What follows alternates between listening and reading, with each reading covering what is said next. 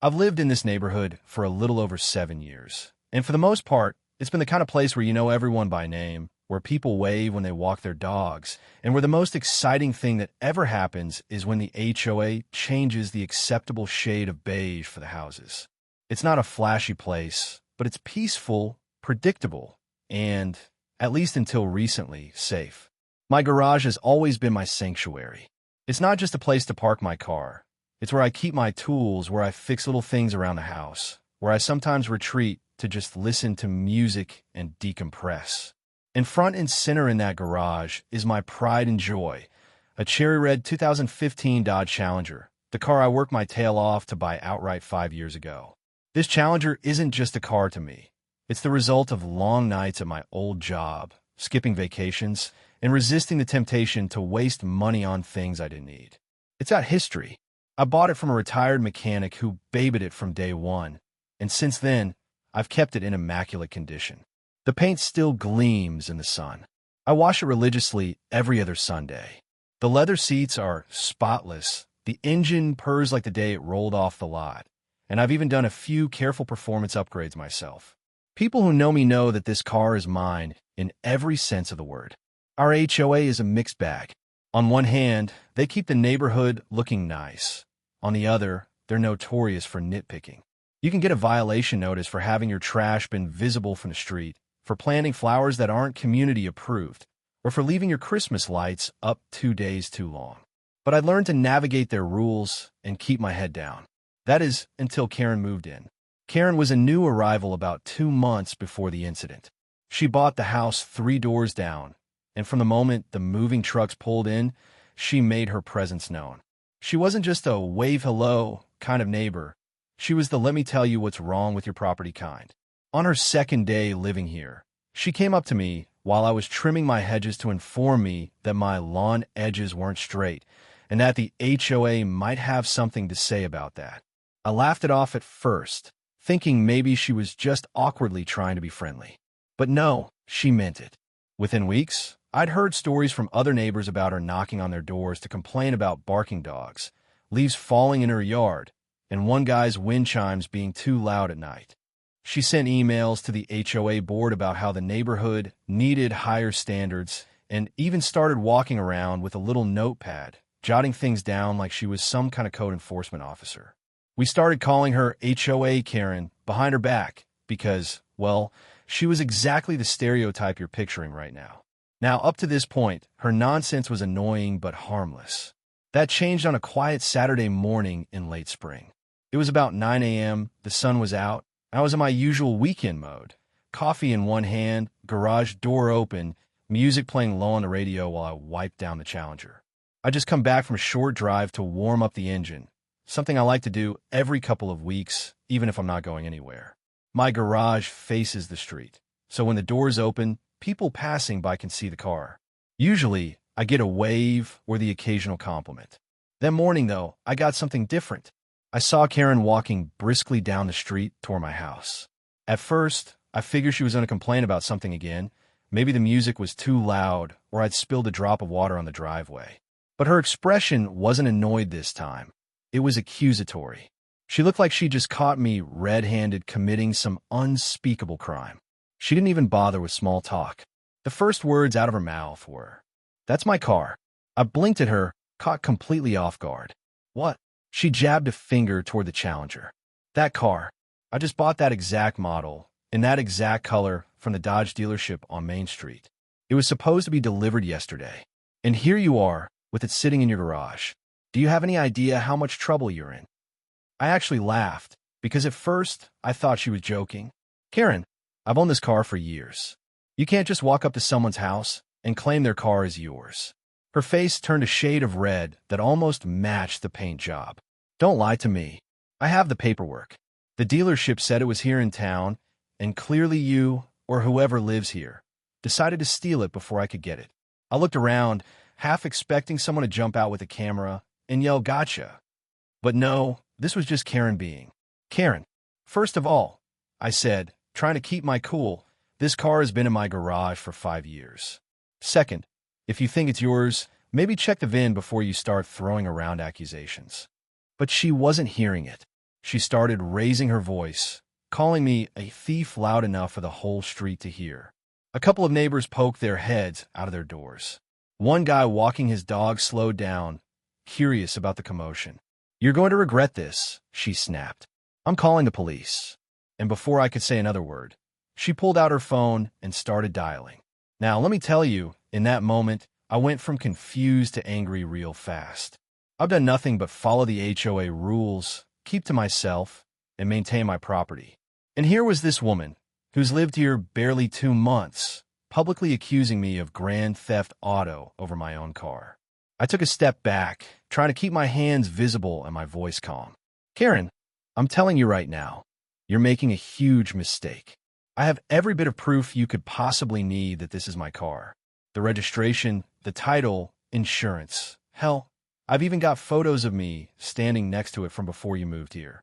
But she just turned away from me, pacing dramatically in front of my driveway while talking to the 911 operator. "Yes, hello. I'd like to report a stolen vehicle. Yes, I see it right now. The thief is here. He's standing in the garage, acting like it's his." My heart was pounding.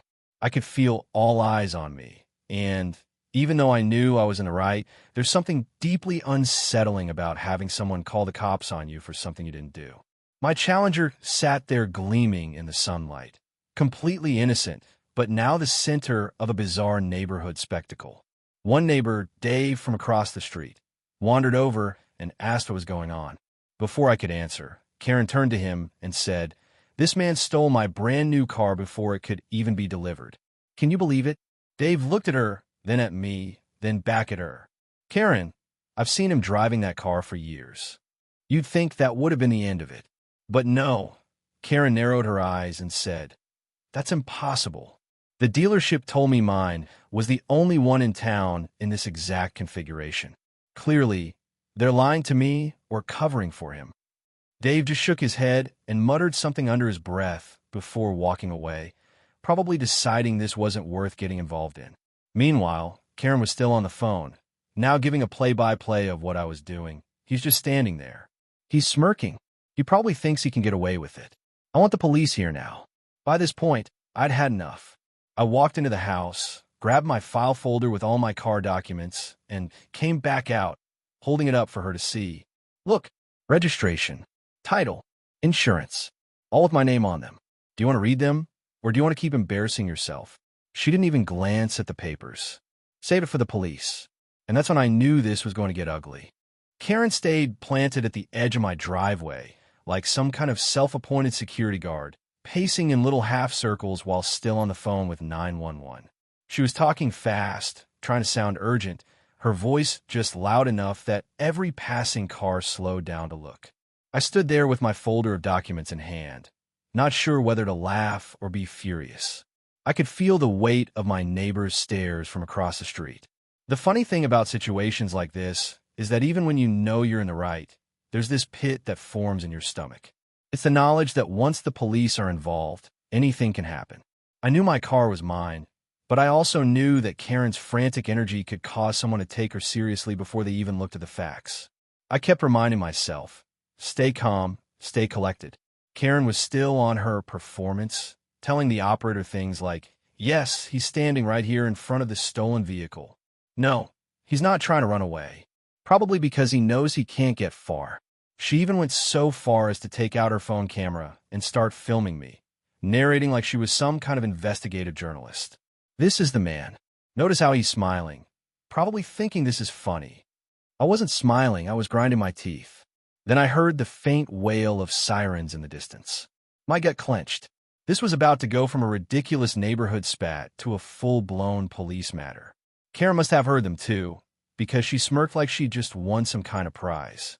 "Good," she muttered into her phone. "They're on their way."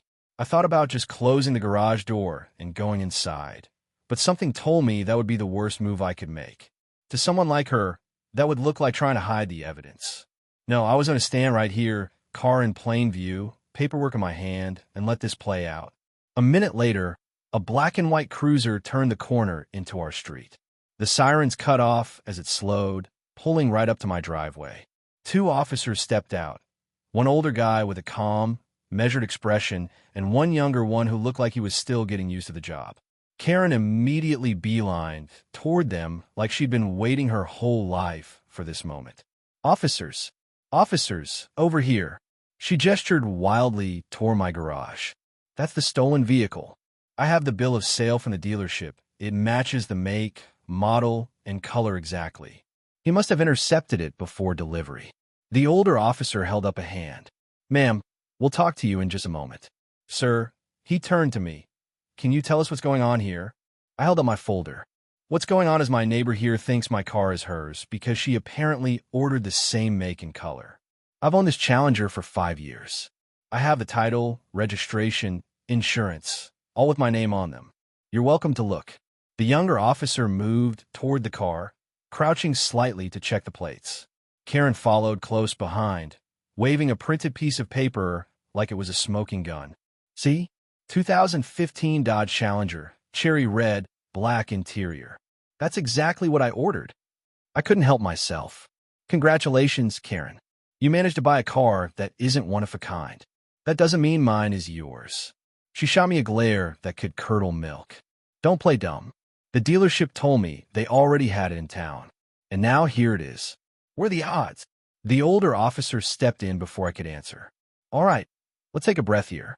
Ma'am, we're going to get both sides of the story and check some details. Sir, do you have the VIN handy?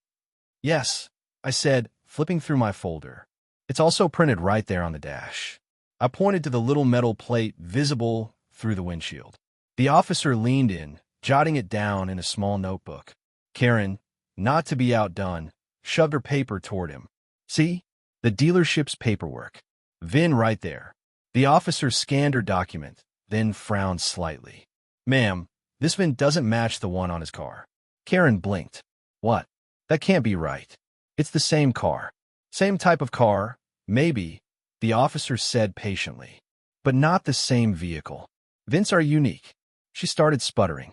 Well, maybe he swapped the VIN plates. You can do that, right? He could have done that. The younger officer actually raised his eyebrows at that. Ma'am, that's not something people just casually do. And it's a felony. By now, a few more neighbors had gathered at a safe distance, clearly enjoying the free entertainment. I saw Dave again, standing on his porch with his arms crossed, watching the whole thing unfold like it was the season finale of some drama series. The older officer turned back to me. Sir, can I see your documents? I handed them over, each one neatly in order. The title, the registration card, the insurance proof, even the original bill of sale from when I bought it. He looked them over, then compared the VIN on my title to the one on the car. Everything checks out, he said. I felt a small wave of relief, but I didn't relax just yet. Karen wasn't giving up. But that's impossible. The dealership told me my car was already here. They must have given it to him by mistake, or... Ma'am, the older officer interrupted. Your paperwork says your vehicle is still in transit. The VIN on your bill of sale belongs to a car that isn't even in the state yet. It was like watching a balloon deflate in slow motion. Her face went from red to pale, then back to red again. She opened her mouth, closed it, then crossed her arms. Well, maybe they're wrong. Maybe someone's lying to cover for him. The officer gave her a long, tired look. We verified his documents. There's no indication of theft here.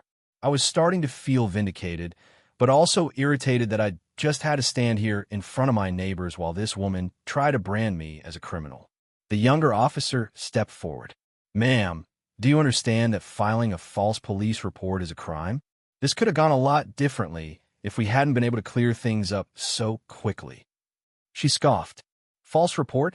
I was just doing my civic duty. If I hadn't said anything, he might have gotten away with it. That's not how this works, the older officer said flatly. Karen finally seemed to realize she wasn't going to win this one. She muttered something about talking to the HOA and stormed back toward her house. The officers stayed a few more minutes to finish their notes, making sure I was okay, and then they were gone. As soon as the cruiser pulled away, a couple of neighbors wandered over. Dave was the first to speak. Man, I've seen some ridiculous HOA drama, but that's next level. I chuckled, shaking my head. She really thought she could just claim my car and call it a day. Another neighbor, Linda lowered her voice. You know she's not going to let this go, right? She's the type who doubles down. I sighed. Yeah, I figured as much. And sure enough, before the day was over, I got an email from the HOA board, subject line, vehicle dispute. Karen had apparently filed a complaint accusing me of possessing property under questionable circumstances and creating a hostile environment by taunting her during a sensitive legal matter. Sensitive legal matter? Give me a break. I sat back in my chair, staring at the email, and realized this wasn't over. Not by a long shot. The rest of that Saturday felt like walking around with a storm cloud hovering over my head. Even though the police had cleared me, and even though every neighbor who'd been around to witness the debacle knew Karen was in the wrong, I couldn't shake the irritation. She had turned a quiet mourning into a public humiliation, and now, with the HOA email sitting in my inbox, it was clear she was going to keep pushing this. I decided to respond right away, so the board had my side of the story in writing. I attached scanned copies of my registration, title, and insurance, along with a short statement explaining what had happened. I kept it polite but firm, emphasizing that the police had verified everything on the spot and that Karen's claims were baseless. I hit send and figured I'd hear back in a few days. Instead, the very next afternoon, I saw the HOA president, Mark, walking up my driveway. Mark's a decent guy. He's been in the neighborhood longer than me and has always been fair in his dealings, though he also has that HOA politician's ability to keep a straight face no matter how absurd the situation. Hey, he said, nodding toward my garage. Mind if I come in for a minute? Sure, I said, stepping aside. The Challenger sat there gleaming like nothing had happened, which almost made the whole thing feel surreal. Mark leaned against the workbench. I got your email. I also got Karen's. He sighed. She's accusing you of... He checked a folded printout in his hand. Quote, maliciously impersonating the rightful owner of a vehicle, obstructing the recovery of stolen property, and causing emotional distress through smirking and sarcastic gestures. I stared at him. Sarcastic gestures? That's in her complaint, he said with a faint smirk. Look, I already talked to the officers who responded yesterday. They told me there's no question this is your car.